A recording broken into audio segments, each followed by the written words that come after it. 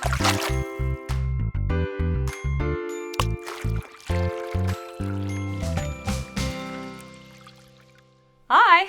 I'm Dr Lily from Melbourne Climate Futures at the University of Melbourne, and welcome to Climate Kids, where we answer the questions that you want answered. First up, we have questions from Elsie, Zoe and Hanna. Go ahead, girls, we're listening. Hi, my name's Elsie. I'm 7. How or when did climate change start? I'm Hannah. Hi, I'm Zoe. And we were wondering, what was the cause of climate change? How long has it been going for? And how are we going to stop it? Great questions, Elsie, Zoe and Hanna. And to answer you, we're going to have to hop in this time machine that will take us back to the very start of the history of our planet. We need to go a really, really long way back. 4.5 billion years, in fact. And I better put on some safety equipment because this could be dangerous. But speaking about time travel, I want to introduce you to my friend, Dr. Linden. She lives about 30 years from now in the future, at a time where kids like you and a few adults have got together and done heaps of cool stuff to stop the worst of climate change. Dr. Linden, roving reporter from the future, we're about to lose reception here. Can you explain a few things to them while I travel back in time? Sure, Dr. Lily. And while Dr. Lily travels back in time, me here from the future will explain quickly to you what climate change is and how it's different to weather. Weather is the day-to-day variations, when it's cold in the morning and warm and sunny in the afternoon, for example. So weather is like what you put on from your wardrobe every day. Climate is all the clothes that you have in your wardrobe. It's the normal variations between hotter summer and colder winter. It's the average weather of where you are. Now, climate change occurs when our winters or our summers get hotter, which is what is happening at the moment back where you are. And this climate change is caused by what humans are doing. But more on that later, because Dr. Lily has arrived. Oh, wow! Here we are watching dust and gas come together to form our beautiful planet. Oh, but please don't step out of the time machine. It is way too dangerous out there. In fact, you and I won't even be able to breathe. And that's because for much of its life, planet Earth had an atmosphere that we could not survive in, with no oxygen, that's the stuff we breathe in, and heaps of carbon dioxide. Carbon dioxide being one of the chief villains of this climate change story. But hang on, I can see tiny plants starting to grow. Can you see them too? And I know that they will suck up some of that carbon dioxide and release oxygen. And over hundreds of millions of years, carbon dioxide levels in our atmosphere are going to go down and oxygen levels are going to go up.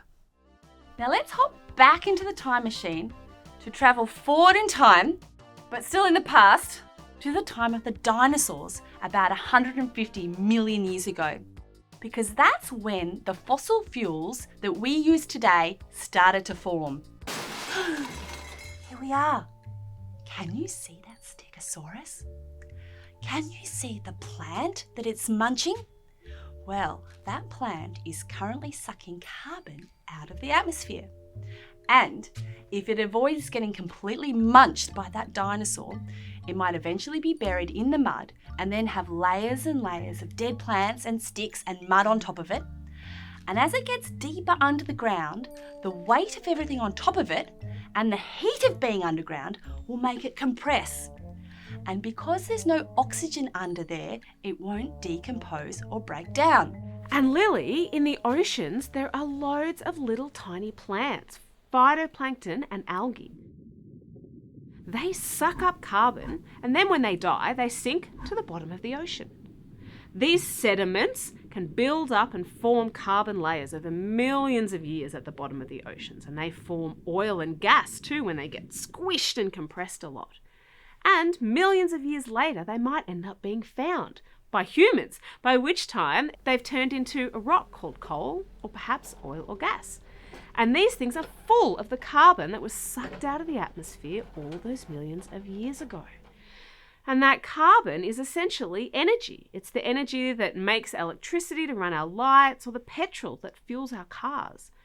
And this coal, oil and gas has so much more carbon than a living plant of the same size.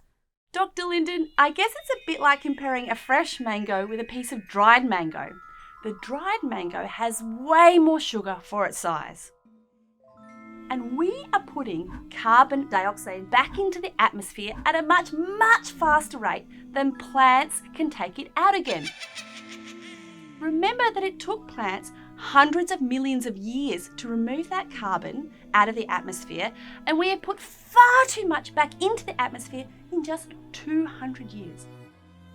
And what all this extra carbon going into the atmosphere does is it acts like a blanket. It means the heat from the sun can't escape into outer space as much as it should. Scientists call this the greenhouse effect. We have been using these fossil fuels in large amounts from the 1800s with the inventions of trains and artificial lights and large machinery. And from about the 1850s, they began to warm our planet. And you may have heard that this is not a good thing. So how can you help stop it?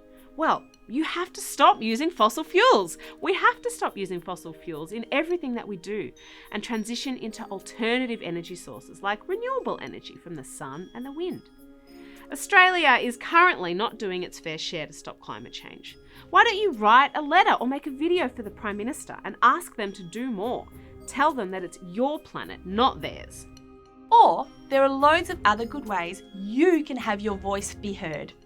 Join a school strike for climate, for example, on a Friday. You can even get a sick certificate signed by a climate doctor to get out of school. But make sure you ask your parents first. Thanks for joining us for this first episode of Climate Kids. Don't forget to tune in for more exciting questions about climate change.